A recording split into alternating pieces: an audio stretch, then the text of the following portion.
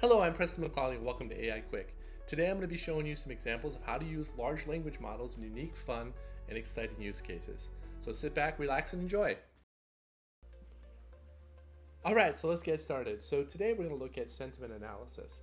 Now what that means is really kind of understanding how a brand is being perceived through various types of social channels. So you can use a number of different things to do this. Today it might be a X API, formerly Twitter, could be Facebook API, it could be looking at LinkedIn or other number of social channels and avenues.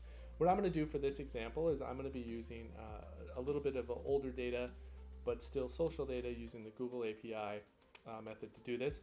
And our objective is quite simple. We're going to create the ability to use some Python and some simple APIs to get a good picture of a particular topic area and a hashtag and understand kind of what is the general sentiment around these particular zones. So if you want to exist in that area, you might be actually changing some of your own metrics or how you post and how you reach out to different brands or different areas and different customers. So to begin with, first we're going to create the Python structure here. Now this is a little bit of Python code that I tend to use.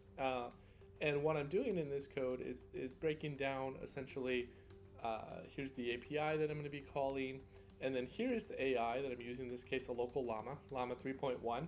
Now in the past, you might be using other types of techniques like your own homegrown AI techniques to be able to understand sentiment, or you might be using things like NLT token, NLT, or other natural language techniques. But the large language models of today, like even ones that are local, like Llama 3.1, or a more fancy OpenAI, etc., can do a ton of heavy lifting, including metric calculation, looking at the data in multiple different structures and pivoting that data, understanding insights.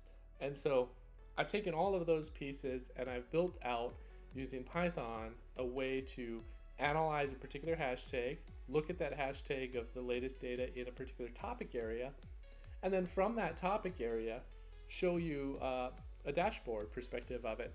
And I've even tried to create some of my own custom metrics on top of it to better understand what the picture of brand engagement would look like.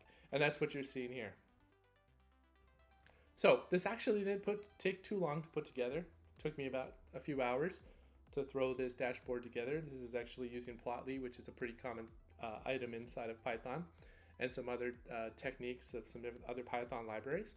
But in just a moment, you can see how powerful this can be, because the large language model itself is doing all of the interpretations and creating the metrics, while the code behind the scenes is the Python plus the graphing capabilities of several libraries to be able to generate the charts and make it a little bit more meaningful.